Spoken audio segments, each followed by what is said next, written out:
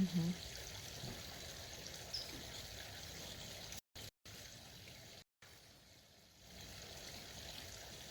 Hi everybody, today I'm going to give you a short tutorial on growing your own microgreens. So the first thing is that you have to have a growing medium, and most people like to use coco coir as well as I do. And coco coir, you can buy it in bricks. You can actually get it in a much larger one if you want. But I buy them in small bricks because it's easier to manage. And all I do is I put them in my bin here. And basically they expand with water. So move my water. So I get my garden hose and I put some water on it.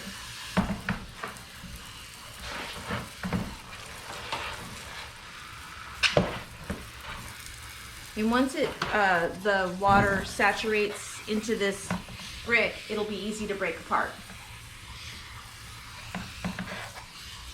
It will also expand to probably double its size. The purpose of coco coir is it retains the water and the moisture for your seeds, and it helps aid in germinating the seeds for your microgreens. If you have any pets, you want to make sure you keep it away from them, because if they try to eat this, it could hurt them. So we had to buy this online, but we also go to another store where they sell stuff for hydroponics, and they have it in a much larger brick, and that's how I bought it the first time. So you can see how much water these bricks hold. I mean, this is, I've been going and going and going on this, and it's still like hard on the inside. So you just kind of keep filling it until it's completely saturated, and it makes quite a bit of bedding for your seeds. This one brick made all of this coco coir. It looks still a little bit dry to me, so I'm going to add some more water to it. Okay, so that looks good. The next step that I do is I have these trays that we purchased from the hydroponics store, and this is the bottom tray. It's just a flat 1-inch tray. I would say it's probably 20 inches by 12, and then we put the top tray in, which has the hole slots in it, and it fits right in, it nestles in.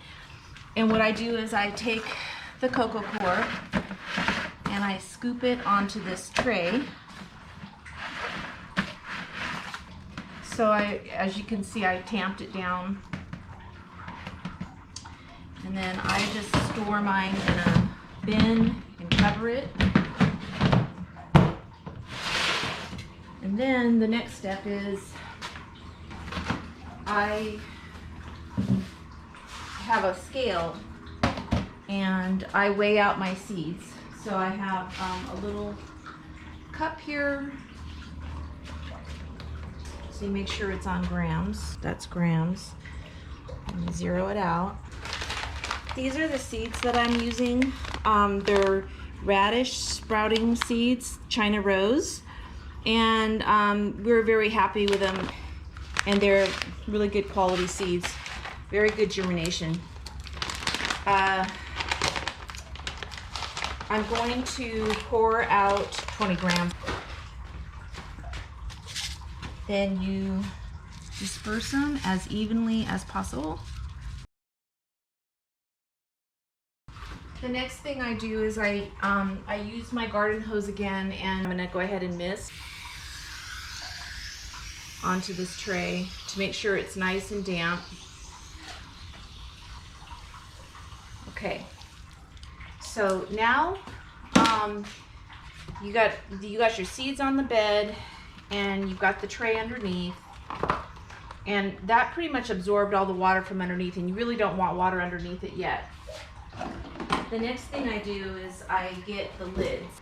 Okay, and so for the first step, you're gonna put a lid on top, and then I weight it down, and I have 4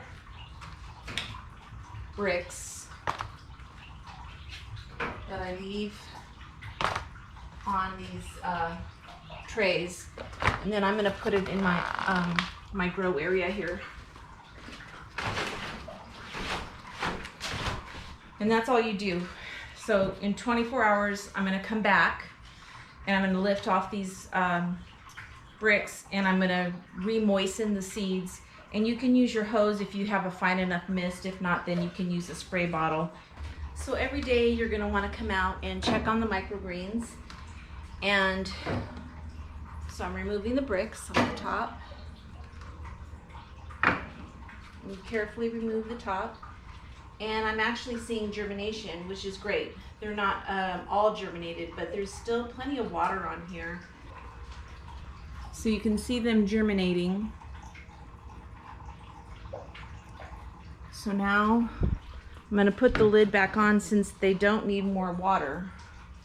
But I can still see that there's plenty of moisture.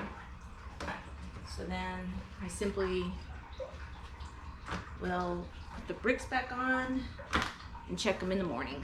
So this is day 3 of the microgreens. So I'm going to take my tray over here and take the bricks off. Okay, so it looks like I've got full germination, and so the next step is to check the water. Now today it needs water, so I brought my hose and I'm going to give it a little spray of water, real gentle, just dampen it. That's enough. And now now that they're all germinated, I'm going to go ahead and turn the cover this direction.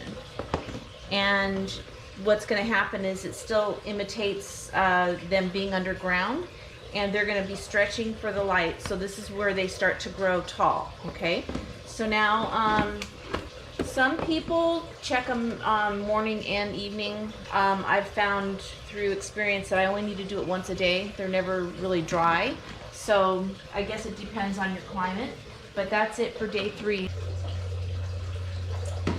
Okay, so those look pretty tall. So now I think what I'm going to do is leave the lid off.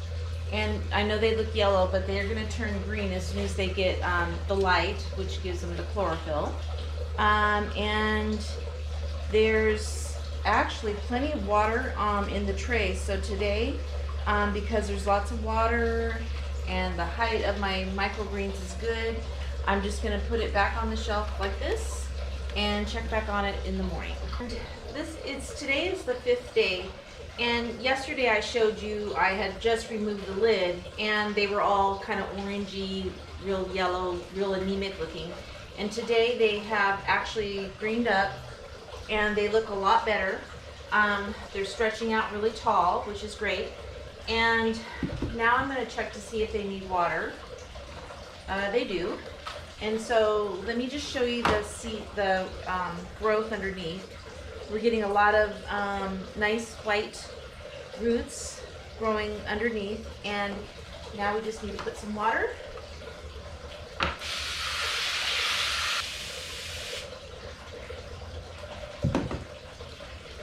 And I'd say in about 2 more days they'll probably be ready to pick. You just want to wait until you let them keep growing tall until they start getting their true leaves. When they get their true leaves, then you want to cut them. And this one's still a little bit kind of it's just not full enough yet. So that's it for today on this one. All right, welcome to day 6. You can see that they're stretching taller. They're a little bit of an uneven growth pattern here.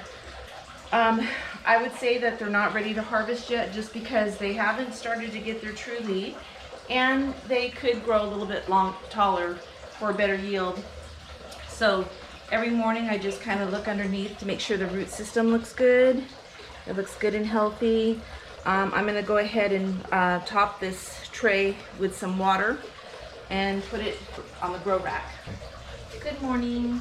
So here's the next day with our Radish Microgreens, and they're definitely getting taller. I think I'm going to continue to grow them because there's some low and some tall, and we still haven't gotten our true leaves. And I'm looking down the center and I don't see anything growing, so they're still considered sprouts. So we can continue to let them grow until they're taller, and that way you'll get a better yield also. But you can see on the sides how beautiful they look. And super nutritious. And now I'm going to check for the water. Yeah, they definitely need water. So again, I'm only doing it once a day. Always water underneath the tray. Once you start getting the roots, you want to underwater, and that prevents you getting a lot of mildew. Good morning. So today is the 8th day, and as you can see, my microgreens are very tall. There's a couple of them that are showing true leaf, and I have good coverage. I mean, I didn't really put that much seed down. I probably could have put another 10 grams because I did 20 grams. So I'm going to go ahead and cut them, and we'll see how much yield I get from the 20 grams of seed that I used to, that I sprouted. Out. Okay. Now what you use is just a sharp, straight knife, and what I do is I grab my microgreens and I go ahead and I go, using the tray as my guide, I just kind of do one swift motion. And what you don't want to happen is that you don't want these cocoa core in it. They will last a long time in the refrigerator. I have another batch that I did last week that's still really fresh and crunchy even. So whenever you see any of the cocoa core, just cut it off. It's just kind of, I'm pulling it up as I pull. And you don't want to save your cocoa core.